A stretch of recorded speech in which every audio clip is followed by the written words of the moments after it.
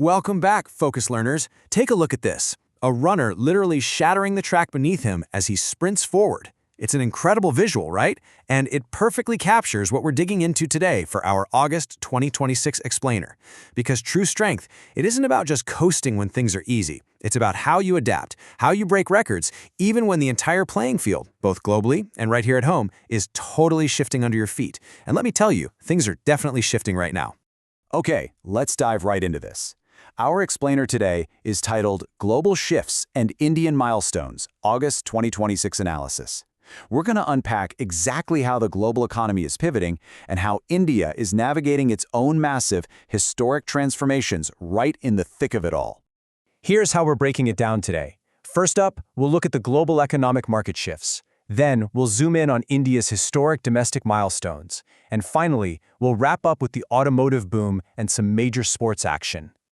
All right, kicking things off with Section 1, Global Economic Market Shifts. $87. I really want you to think about the immediate cascading impact of that specific number. Because when Brent crude, which is the major global benchmark for oil prices, hits $87 a barrel, it literally sends shockwaves through every single supply chain on the planet. So why did we hit that number?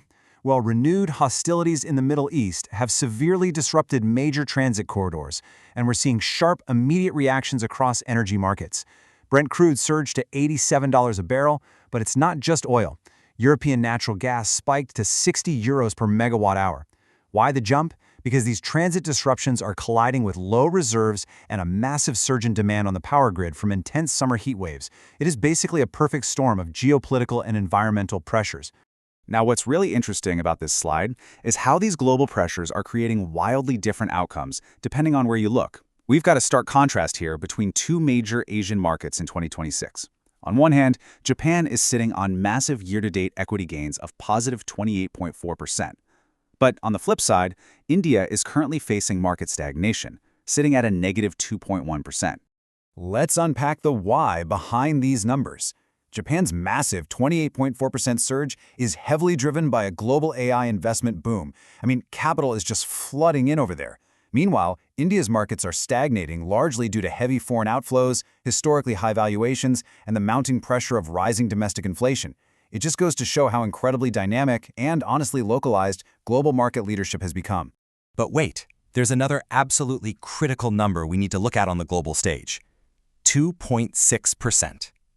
This percentage represents a massive pivot in the economic narrative, specifically over in the United States. U.S. core inflation, which, remember, measures price changes but strips out volatile stuff like food and energy, has eased significantly, cooling down to that 2.6% mark. And this isn't just some abstract economic concept.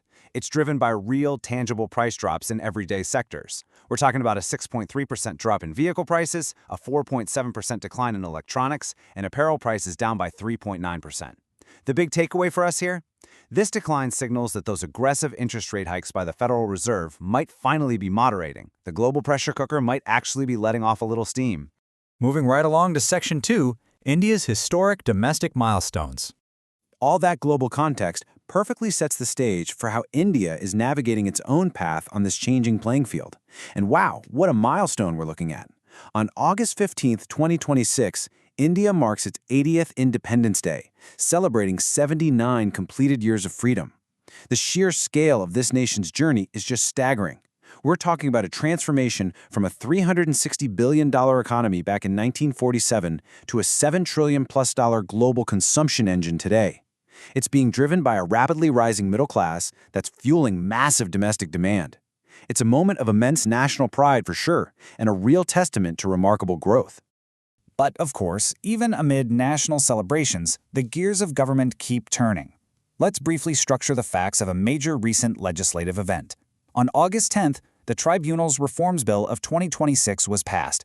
The key factors you need to note here are that the bill was passed without an extended debate, and it happened amidst active protests from the opposition. During this ongoing monsoon session, the Lok Sabha passed the Tribunals Reforms Bill. As the reports show, the bill was pushed through without that extended debate, right amidst active protest and sloganeering from the opposition taking place on the floor of the House.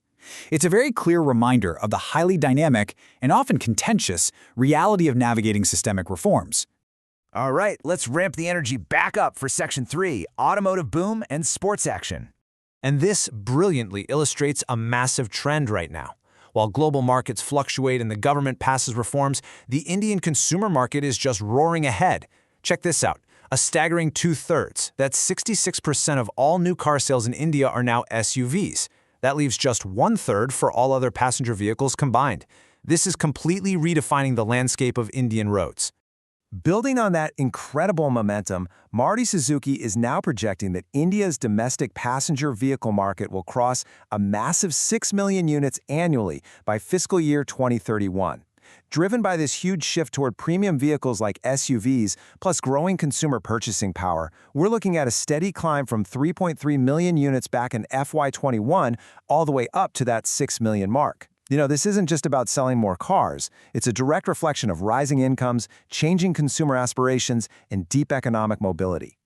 Okay, let's take things from the roads straight to the turf. Let's lay out the highly anticipated schedule for Team India's opening fixtures in the upcoming hockey tournament.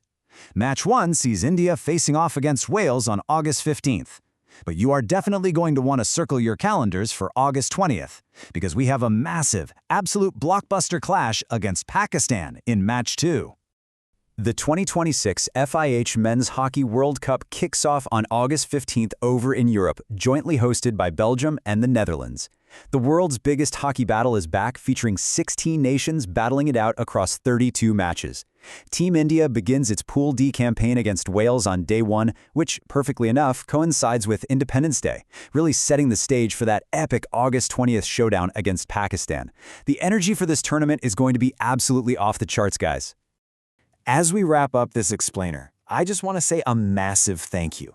Thank you for joining me, for staying curious, and for being such a great part of our focused learning community.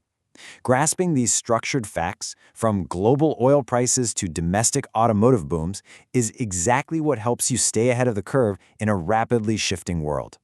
So I want to leave you with one final thought, and it ties right back to where we started with that runner breaking the track. As the global playing field rapidly changes in 2026, how are you adapting your strategies for the future? Take what you've learned today about these global shifts and domestic milestones and ask yourself how it actually applies to your own life, your career, and your investments. Keep adapting, keep learning, and I will see you in the next explainer.